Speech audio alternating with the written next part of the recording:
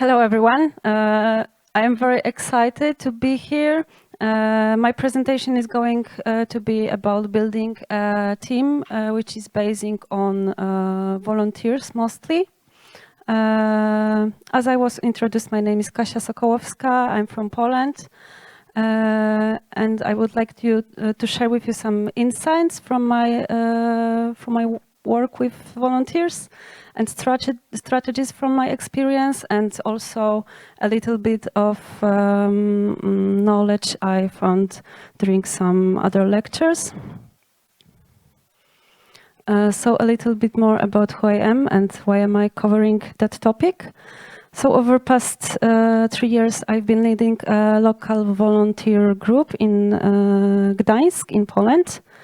I am also a member of team operations, and team operations is also the team that is covering the topic of the volunteers in our organization. And I am also a volunteer myself. As it was said during the introduction, I have a regular job outside of the organization. So I don't have that full time to manage the group. So I need to be smart about it. And who am I not? I am definitely a natural born leader, if we even can say that there is such a thing. I used to think that you have to have some natural skills or be some extrovertic person. And I even have that sticker that said, I don't know how to start a conversation here, so I'm not that kind of person. I'm actually not even very well organized in my life. But I believe that leadership is a skill. Now I believe that. That can be cultivated over the time. And there is also a lot of knowledge that can be learned. So let's start with the engagement and motivation. I used to think that these factors only come from personal qualities of the individuals, and I didn't think that I could have an impact on someone else's engagement and motivation. But group engagement actually depends on both internal and external factors. And those external factors are those you can control by creating an appropriate work environment for your volunteers. So it comes from your organization culture and the way it operates. I also came to the conclusion that volunteers who are coming to our organization are already highly motivated to help animals. This is something we are getting for free. I think most of the business organizations could have more problems with that, and we just need to enable them to help those animals so that they can make the most effective use of their abilities and their time. So what is motivation and engagement?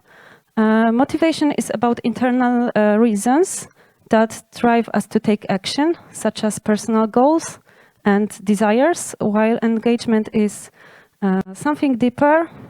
It's a deep connection to the tasks or to the organization. It's driven by a sense of purpose. It's the feeling that we are sharing the same values. And while engagement sounds better than motivation because it could make us self-motivated, we actually need them both.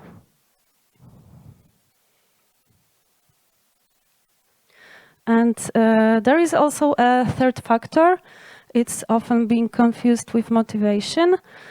But it's just as important as motivation, and it's the hygiene of the work environment. And mostly when we are talking about the hygiene of the work environment, we are thinking about employees. But volunteers, they usually have their work somewhere else, and we do not have a total influence on their well-being, on the level of stress they're gaining from their job. It's worth considering how volunteers come into the contact with those conditions, such as, for example, administration or supervisors in our organization, and how that could affect them. And making sure our work hygiene is good won't give us motivation, but it could prevent us from dissatisfaction. While motivational factors such as recognition, sense of responsibility, and so on can bring us satisfaction. So without motivation, we won't feel dissatisfaction, but we won't feel dissatisfaction. And without good hygiene, we will feel dissatisfaction. So we want to keep a balance between good hygiene and motivation, because they are independent of each other, and you can be motivated and feel dissatisfied at the same time with your working condition, and the other way around, of course. And going to the motivation, there is this theory that very well describes what strongly affects our motivation, and this is the theory of equality.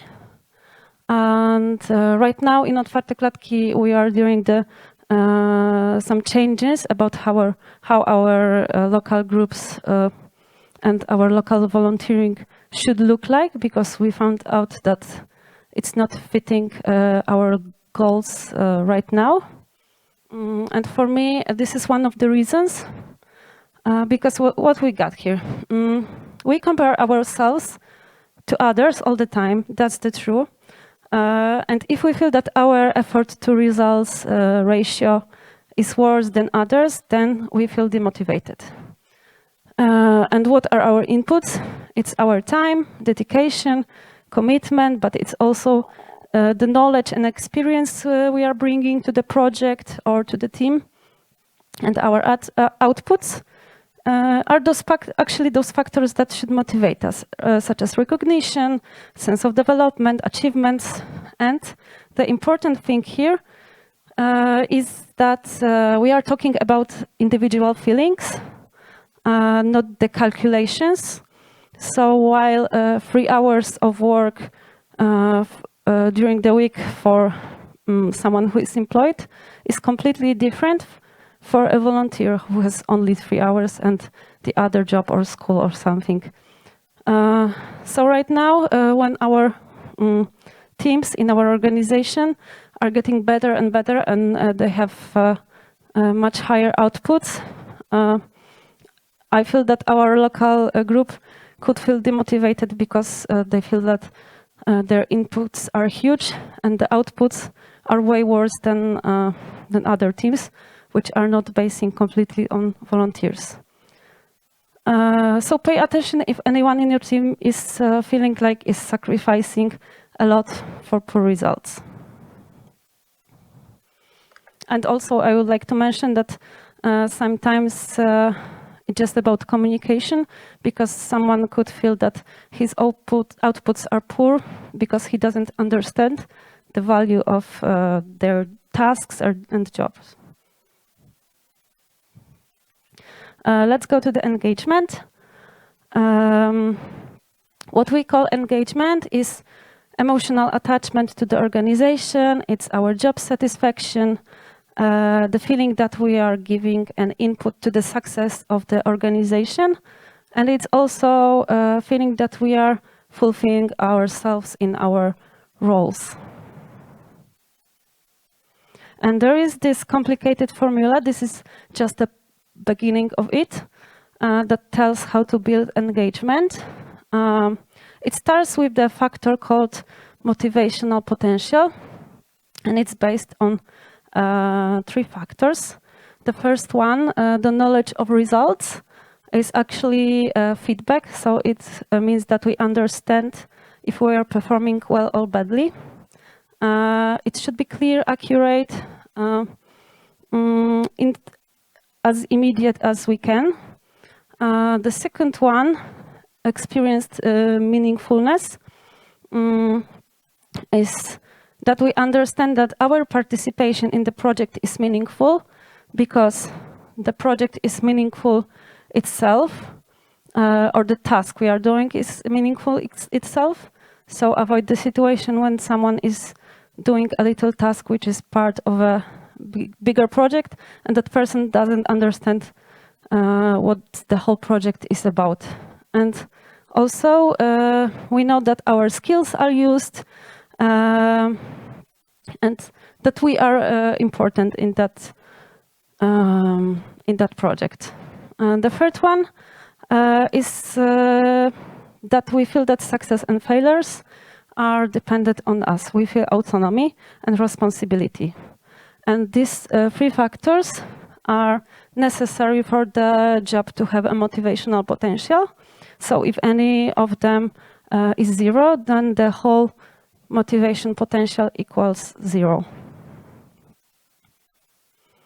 And together with this motivation potential, we have some other factors that could give us inner motivation. They're also based on personal qualities, but also with the environment of our work. It's a growth needs trend, so a person's need for personal development, knowledge and skill, and we should make sure that one's knowledge and skill is fitting the job he's doing, that he's not overskilled, for example, and the context satisfaction which comes from motivational factors and working hygiene factors. And with the motivational potential, it gives us inner motivation that helps us to be self-motivated. And if we have visible results on the top of that, it will result in a visible sense of engagement. And let's try to use that mindset coming from that knowledge to think of how perfect task should look like. And of course, we are not living in a perfect world, and a lot of our tasks are, really hard or just boring, and they still need to be done. But we should be aware of what such a task should be and how it will affect the engagement. So we, as humans, we want to put an effort into the work when we see that the probability of achieving the result is high. When we can just imagine us achieving the goal. But on the other hand, we want it to be an interesting challenge, so we can feel that we are growing and developing. And on the top of that, we want that task to be meaningful. So the perfect task is difficult, ambitious. It's not very obvious how to achieve it. But on the other hand, it's visibly achievable and it's meaningful. And I would like to remind you that it's about the individual feelings, not yours. And if we cannot balance this one task, maybe we should think how to balance their work with other tasks. So the role of the coordinator is to give activists conditions for free action, experimentation, and self-development. There is no room for micromanagement, which is demotivating and it's counterproductive. It takes a lot of time and it's completely unnecessary in the long run.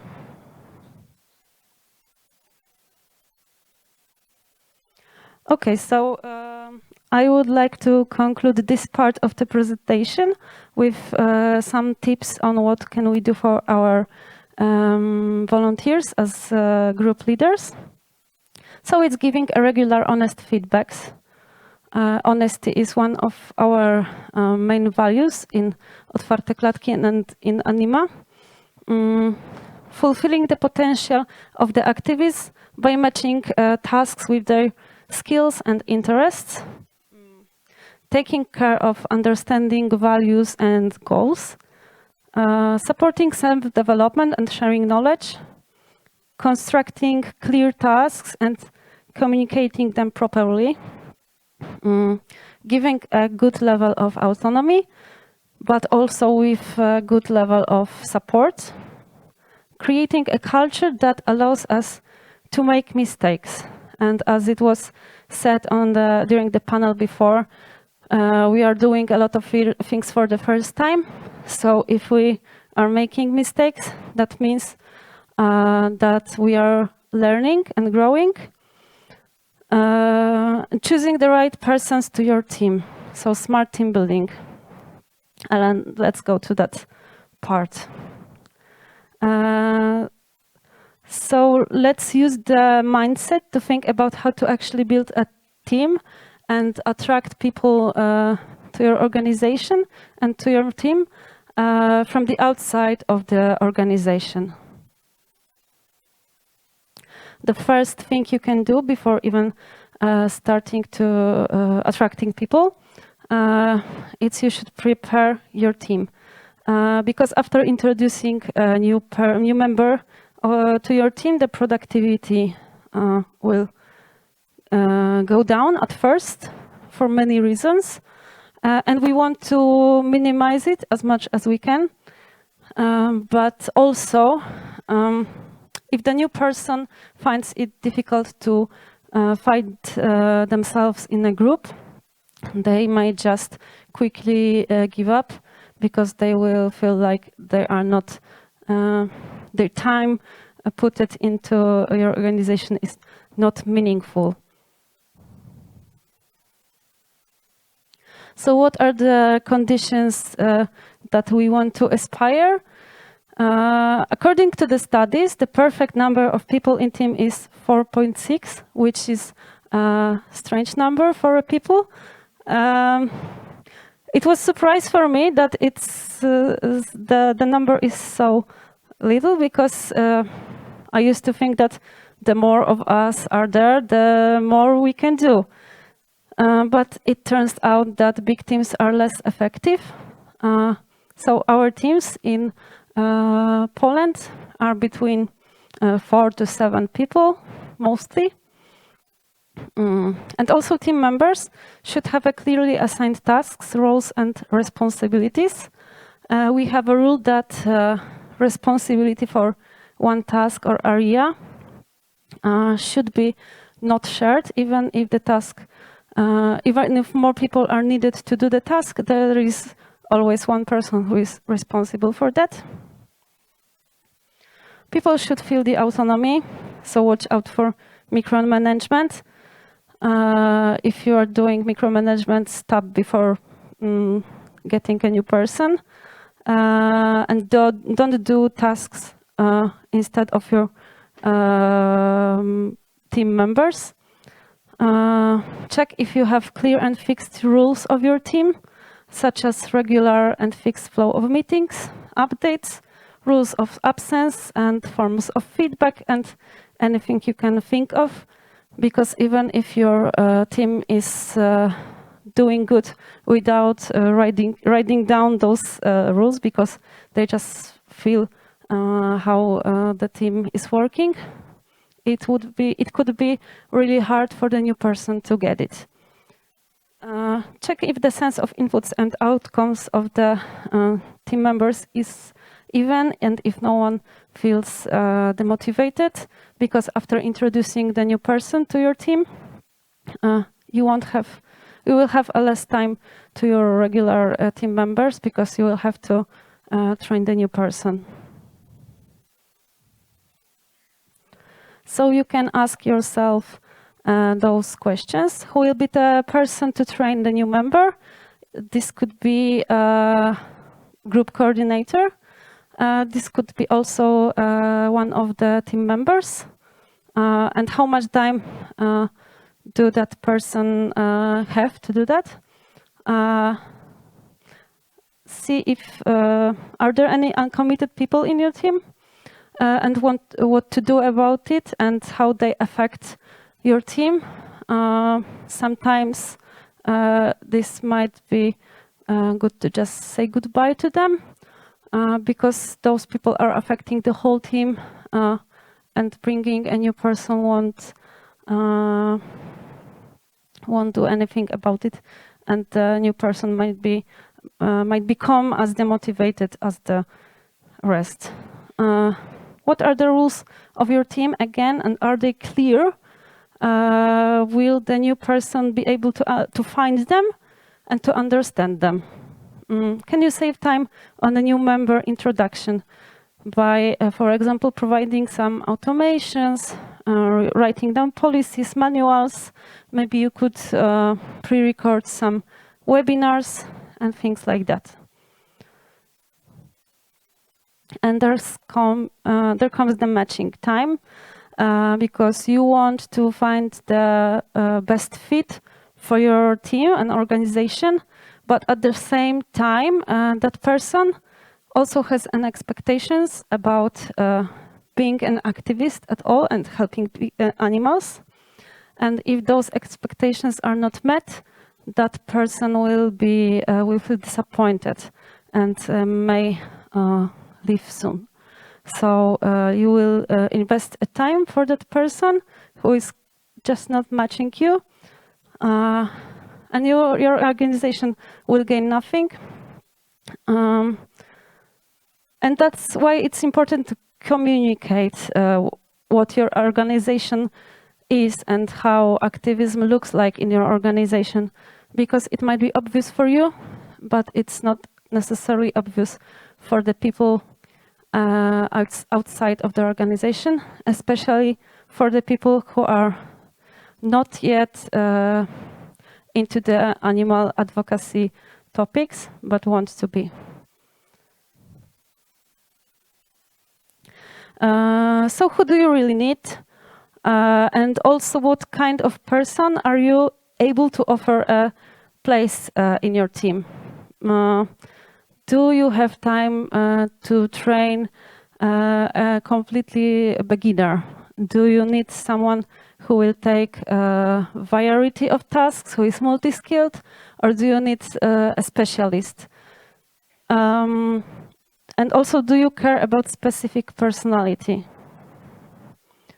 And when you answer that questions, once you know this, it's time to get noticed by that kind of people, by, for example, creating content on the internet, meeting people during the events and conferences, showing your activists like as role models to make the people from the outside of the organization feel like, I want to be like this person. And remember to be regular about it. Do not create the content only on that specific moment when you desperately need a new member and new volunteers. Try to build an awareness that that people can help animals together with you in many ways, and that it is possible to join you as a volunteer. And how we do it in Poland, for example, we remind on social media that it's possible to join us as a volunteer. We create a lot of blog texts. For example, it could be targeting LS specific groups, such as a day in the life of a local group in Warsaw, or who are our activists, and we can show a specific type of people in our organization. But we can also target a more specific group and show a little bit more specific content, such as backstage of our investigative work, or who are our activists, but showing different people. We also have text like how to take care of efficiency, which is showing our tools. And I think it also tells a lot about what kind of people and organization we are. We talk to interested people during the events, either local picnics or some expert conferences, and not only animal advocacy conferences, but for example, food conferences, law conferences, anywhere. Think about how much time and attention can you give to creating and publishing content about volunteering, so it doesn't overwhelm the animal content, of course. Explain what you do. It seems pretty obvious, but it might not be clear to people outside of your bubble. Explain that you take real actions and that you are having achievable goals, because our highest goal is for the people from the outside, it's extremely hard to understand that what we are doing could really end up as a success. But when we start to talk with them and we are showing that we have smaller steps planned, and those are steps that, for example, happened in other countries, it looks achievable. It's also a way to make sure that people who come to you won't feel disappointed, that you don't function according to their expectations. Explain what they can do. I think it's really important because when I first was thinking about joining the organization and helping animals, I didn't consider myself as the right person to do that. Show that the time will be meaningful to the organization and that you have a plan to use their time and skills, and you need people just like them. And for example, this is part of our website, which is listing skills that could be useful in our organization. Those are pretty basic skills, and for me, when I was thinking about joining, it made my decision much easier to join Otwarte Klatki, because as I said before, I'm a graphic designer, and there is designing graphic listed there, so I knew that I have at least one skill that could be useful. And then I'm not doing graphic design in the organization right now. I'm doing completely different things. But please take your time, write and publish that kind of list to make the choice easier for people like me. Explain how to join you. And this is another thing that sounds obvious, but most of the time when I'm researching or checking some other organization, not only animal rights organizations, I find it extremely difficult to find the information how to join them, even if they are posting posts like be a volunteer or something, help us. There is extremely hard to find how to do that. And then when you find it, the form of joining looks like send us an email, and you don't even know what should you write in that email. So check also if there are any technical problems with joining to you that might make it impossible or just very, very difficult. You could, I think that actually the best way to do that is to ask someone from outside of the organization to try to join, or to check how to join and see if that person can find it. So check what is the form of, think of what is the form of notification and if it's the right one. Is it easy to find, as I said? Are there any technical problems? And are the joining criteria explained clearly? And do candidates receive a quick, specific response after submission? And if you don't have the time to respond quickly for the applications, you can just use an autoresponder to let them know that there are no technical issues, that you received their application, and what is going to happen next. This is how it used to look like for us. This is the top of our website, the main menu. And we have that subpage inviting to do actions for animals. There are several forms of helping describe there, and there is also information about possibility to join as a volunteer. Okay, so it is just really exposed and easy to find.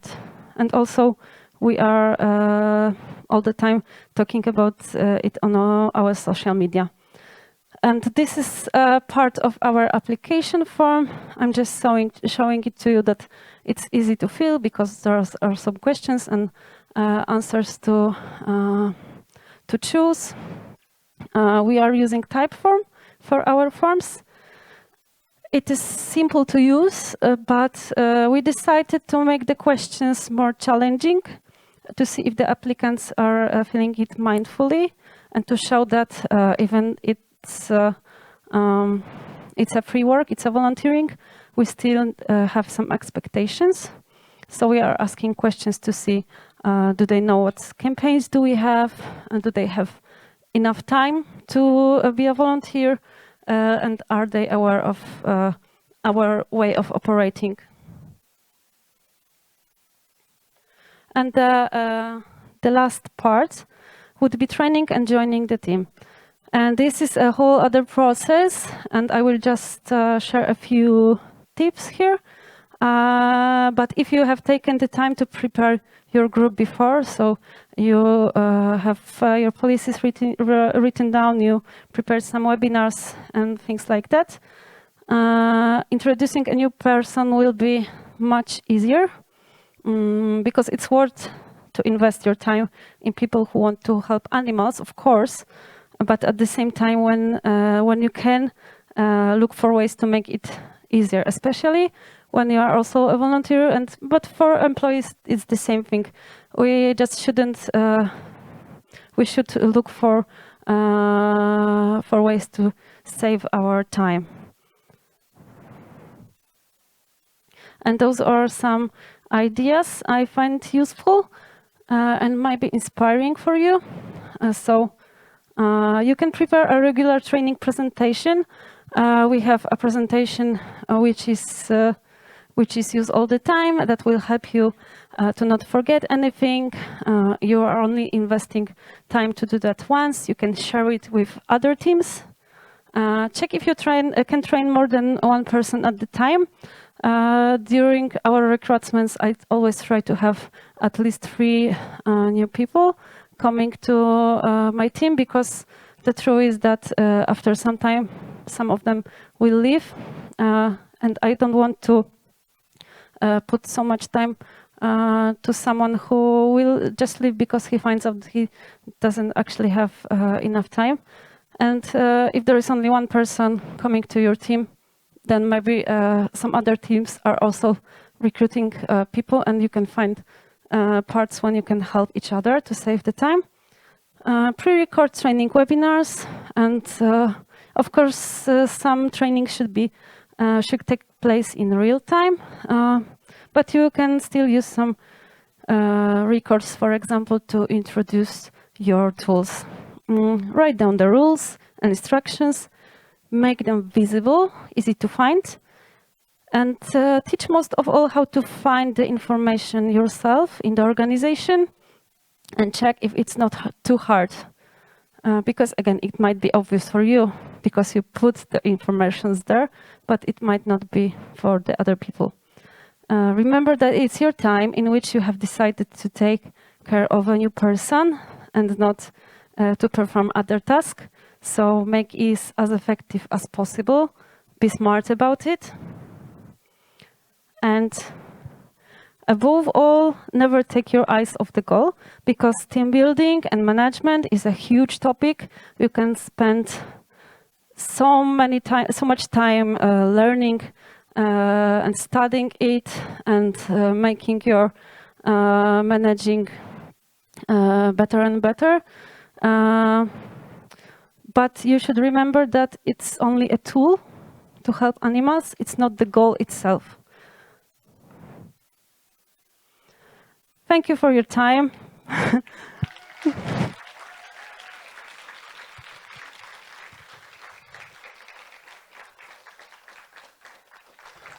Thank you so much. And we have a lot of questions. Can we take just two? Okay. Yeah. So one is, do you have any advice on how to involve volunteers that are not very active in the group? How do you motivate them, and how do you motivate them to show initiative?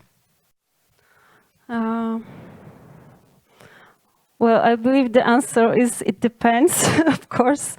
It depends on the reason of the why is that person not motivated. And if it's the case that someone used to be and stopped to be, or the person is not motivated from the beginning, it might be that it's hard to that person to find themselves in the organization. They're feeling stressed and overwhelmed, and they're just scared that that they won't perform well. So keep in mind that this culture of making mistakes is very, very important, and especially for the new people.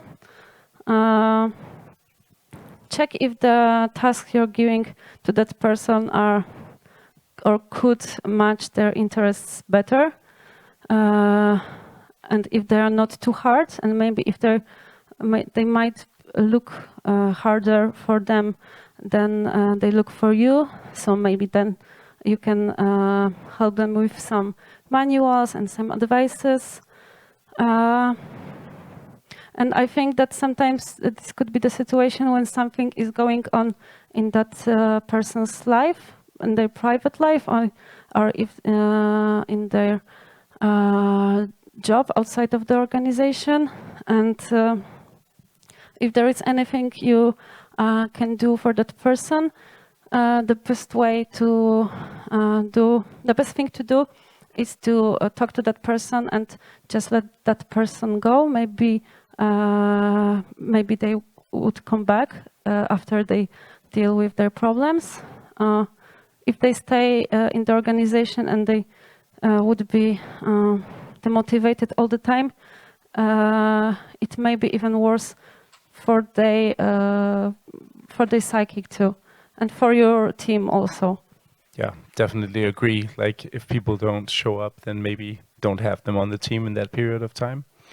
We have a technical question as well. So are there any digital tools that you use to keep volunteers engaged, or how do you include them on like Slack or? Yeah, we are using Slack to communication.